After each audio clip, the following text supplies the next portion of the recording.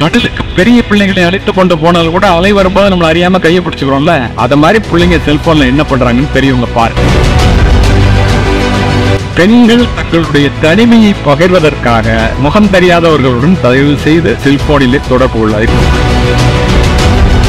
ஒரு நாளைக்கு நீங்க எல்லாரும் 3 மணி நேரம் செல்போன்ல நேரத்தை சராசரியா செலவு பண்றோமா இந்தியர்கள் அத்தனை பேர்? யோசித்து பாருங்க, செல்போனை நீங்க யூஸ் பண்றீங்களா, செல்போன் உங்களை யூஸ் பண்ணுது? 10 பேர் லைக் பண்ணிருக்கேன் நீ நினைச்சுக்கோ. ஆனா உங்களுக்கு தெரியுமா, 10 பேர்ல 9 பேர் அவன் இதையாவது போட்டா நீ லைக் பண்ணுமேன்னு தான் போடுறான், ஒழிய உண்மையிலேயே லைக் பண்ணி போடுறது இல்லை.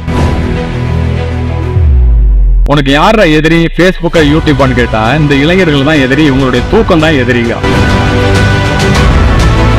செல்போன் இருக்கு பாருங்க, அது சக்கர வியூகம். தொட்டிக்கிட்ட டக்குனு துறக்கம் உள்ள போயிடலாம், ஆனா வெளியில வர தெரியாது. அறுவை சிகிச்சையில் கத்தை என்பது வரலாறு, ரோபோட்டிக் சர்ஜரி என்பது இன்றைய கூறு. தங்கம் புற்றுநோய் சிகிச்சை மையம், நாமக்கல் மற்றும் கான்பூர். அந்த புள்ள தேடாமலே வந்து விழுங்க. அப்ப பார்க்க வேண்டியது யாரு? பேரண்டல் கைடன்ஸ் இருக்கு. அதுல தவிர்ப்பதற்குரிய அத்துணை வசதிகளும் இருக்கிறது. அதை தெரிந்து கொள்வதில்லையே, தெரிந்தாலும் செய்வதில்லையே. யோசித்து பாருங்க எவ்வளவு பெரிய தப்பு பண்றோம்ட்டு. கடலுக்கு பெரிய பிள்ளைங்களை அழைத்து கொண்டு போனாலும் கூட அலை வரும்போது நம்மள அறியாம கையை பிடிச்சுக்கிறோம்ல, அத மாதிரி பிள்ளைங்க செல்போன்ல என்ன பண்றாங்கன்னு பெரியவங்க பார்க்கவில்லை என்றால், அது பார்க்காத பெற்றோர்கள் இருக்கின்ற பிள்ளைகள் அவங்களாம் விருப்பி கூட பார்க்கறது இல்லைங்க, அவங்களாம் மாட்டிக்கிறாங்க. எப்படின்னு சொல்றாங்க. பெண்கள் தங்களுடைய தனிமையை பகிர்வதற்காக முகம் தெரியாதவர்களுடன் தயவு செய்து செல்போனிலே தொடர்பு கொள்ளாதீர்கள். ஒவ்வொருக்கும் ஒரு உதாரணம் சொல்ல முடியாது, நேரம் இல்லை.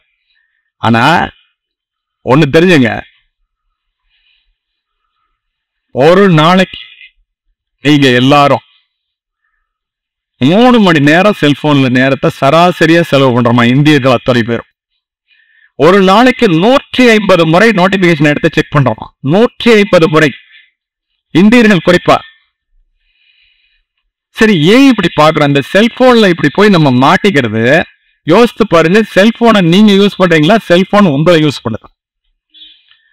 மார்க் ஜூக்கர்பெர்க் என்கிற பேஸ்புக்கோட சிஇஓ அமெரிக்க செனட்ல கூட்டு உட்கார வச்சு, எப்படா கோடி கோடியா கொட்டுற டாலர்ல அப்படின்னு செனட் மெம்பர்ஸ் கேட்கிறாங்க. பெரிய சிண்டா நடந்தது.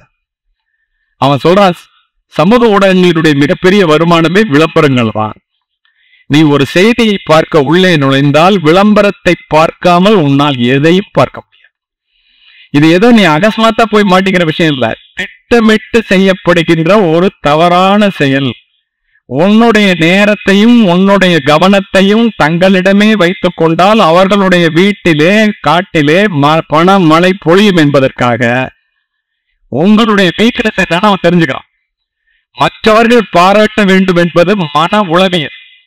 நீங்கள் எதிர்பார்க்கிறீர்கள் மற்றவர்கள் தன்னை போல வேண்டும், தன்னை பாராட்ட வேண்டும் என்று நீங்கள் நினைப்பதை அவன் தெரிந்து கொண்டு ஒரு படத்தை வந்து பேஸ்புக்ல அப்லோட் பண்றேன்னு வச்சுட்டு 10 நிமிஷம் ஆனாலும் ஒரு கிளிக்னு ஒரு சவுண்ட் வரும். ஓப்பன் பண்ணி பார்த்தா ஹே யூ ரிசீவ்ட் 10 லைக்ஸ்னு வரும்.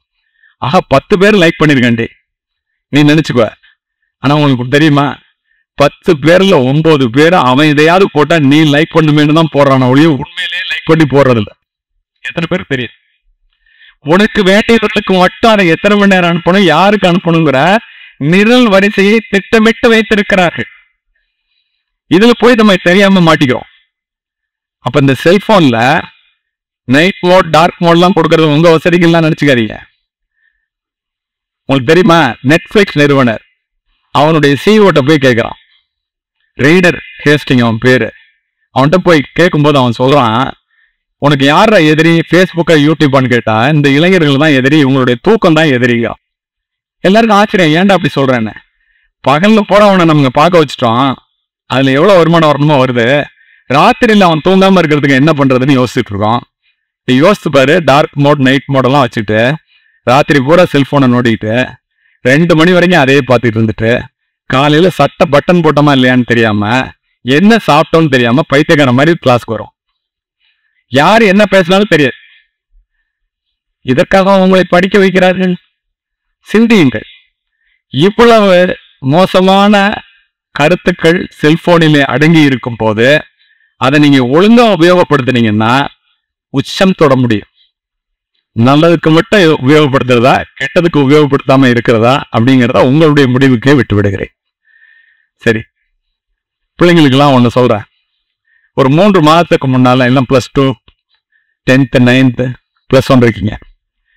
நீட்ல தமிழ்நாட்டுல மட்டும் இல்ல, இந்தியால முதல் மதிப்பெண் பெற்ற மாணவ மாணவிகள், JEE அட்வான்ஸ்ல முதல் மதிப்பெண் பெற்ற மாணவ மாணவிகள், இவர்கள் பாராட்டுகிறது ஜெய்ப்பூர்ல ஒரு மீட்டிங். ஒரு ரிட்டையர்டான தலைமைச் செயலாளரையும் என்னையும் அழைச்சிருந்தாங்க. 2 பேர் போனோம். வரிசையா உட்காந்துருக்காங்க எல்லாரும், அம்மா அப்பாவோட. இப்ப நீங்க உட்காந்துருக்கிற மாதிரி. என்ன உட்காந்துருக்கான்? எய்ம்ஸ்ல, ஜிப்மர்ல டாக்டர் சீட் வாங்கிட்டு, பாம்பே ஐஐடியில, சென்னை ஐஐடியில IIT சீட் வாங்கிட்டு வரிசையா உட்காந்துருக்கான். கல்பனா குமாரின்னு ஒரு பொண்ணு. இந்த கோவிடுக்கு முன்னாடி ஃபர்ஸ்ட் வந்தவங்களுக்கு ஃபங்க்ஷன் வைக்க முடியாதனால கோவிடுக்கு அப்புறம் 2 வருஷத்துக்கு முன்னாடி நடந்ததை, சென்ற ஆண்டு வச்சிருந்ததுல நடந்த சம்பவத்தை அப்படியே சொல்றேன். மேல வர்றாங்க. நான் அந்த பொண்ணுகிட்ட கேட்டேன், உங்க அப்பா என்னவா பண்றாங்க? பெரிய குடும்பமா இருக்கும் போது இருக்கு இந்த பிள்ளை. ஏன் அப்படின்னாக்க, இந்தியாவில் ஃபர்ஸ்ட் மார்க் வாங்கியிருக்கு.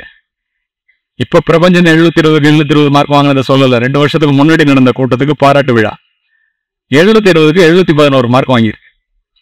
உங்க அப்பா என்னவா பண்றாங்க? அப்பா ஆட்டோ டிரைவர் சார் இருந்துச்சு. அவங்க அப்பா கண்ணில் தண்ணி கொட்ட கொட்ட மேலே ஏறுறாரு. அவங்க அம்மாவோட. கார்த்திகே குப்தான்னு ஒருத்தன். உன் மார்க் என்னடான்னு கேட்டேன். JEE அட்வான்ஸ் உங்களுக்கு தெரியும். JEE மெயின்ல ஃபர்ஸ்ட் வந்தவங்க உட்காந்துருக்கான், பிரணவ் கோயல்னு. 2 பேரும் ஒன்னா வர்றான். என்ன நீ JEE மெயின்ல ஃபர்ஸ்ட், அவன் JEE அட்வான்ஸ்ல ஃபர்ஸ்ட், உங்க 2 பேருக்கு என்னடா வித்தியாசம்னு பட்டுன்னு அந்த JEE அட்வான்ஸ்ல ஃபர்ஸ்ட் வந்தவன் சொல்றான், கார்த்திகே குப்தா. சார், அவன் ஒரு ப்ராப்ளத்தை 1 நிமிஷம் எடுத்துக்குவான் சார், 60 செகண்ட்ஸ், நான் 30 செகண்ட்ஸ்ல போடுவேன் சார். சரிடா, அவங்க அப்பா வர்றாரு. எப்படா நீ இது மாதிரி உன்னால இந்திய அளவில் ஃபர்ஸ்ட் வர போயிடுச்சு? அவன் சொன்னான் பாருங்க சார், 10th, 11th, 12th 3 வருஷம் சோசியல் மீடியா பக்கம் தலை வச்சு படுக்கல சார். செல்போனை தொடவே இல்லை சார். ஒரு நாளைக்கு 7 மணி நேரம் படித்தேன் சார். நான் இப்ப 7 மணி நேரம் ஒரு நாளைக்கு படிப்பேன். காலையில 4 மணிக்கு எந்திரிச்சு 3 மணி நேரம் 8 மணி வரைக்கும் படிப்பேன் சார். கிளாஸ் 9:30 போயிடுவேன். சாயந்தரம் வருவேன் சார். 4:30 வீட்டுக்கு வந்துடுவேன் சார். டிஃபன் சாப்பிட்டுட்டு குளிச்சுட்டு உட்காந்து 11 மணி வரைக்கும் படிப்போம் சார். 4 மணி நேரம் சார். காலையில 3 மணி நேரம், சாயந்தரம் 4 மணி நேரம் கிளாஸ்ல படிக்கிறது. கிளாஸ்ல என்ன பண்ணுவேன்? கிளாஸ்ல எல்லா போர்ஷனும் முடிச்சுட்டாங்க சார். உங்க ஸ்கூல் மாதிரி டைமுக்கு முடிச்சிடறாங்க. அது வரும்போது சொல்லிட்டு இருந்தாரு செக்ரட்டரி. 100 பரீட்சை எழுதி பார்த்துருப்பேன் சாருங்க. கேட்டுங்க பெற்றோர்கள்லாம். 100 பரீட்சை எழுதி பார்த்துருப்பேங்க. அவன் பாஸ் பண்றதுக்கும் ஃபர்ஸ்ட் வர்றதுக்கும் ஏதாவது சண்டை போடுறதுக்கு அவசியம் உண்டா? அவங்க அப்பா சொல்றாரு, சார் நான் ஒரு ஸ்மார்ட் போன் வாங்கி கொடுத்தேன் சார், வேண்டான்ட்டா சார். ஏன்டா வேண்டான்னு சொன்னேன். இல்லை சார், என்னோட ஒரு 6 பேர் இருந்தாங்க பக்கத்துல ரூம்ல எல்லாம். அவங்களாம் யாரும் செல்போன் வச்சுக்கல, நான் வச்சா அவங்களுக்கு தொந்தரவா இருக்கும்ல. இங்க எப்படி இருக்கு தலைகள, அவன் வச்சிருக்கா, நீ வாங்கி கொடு.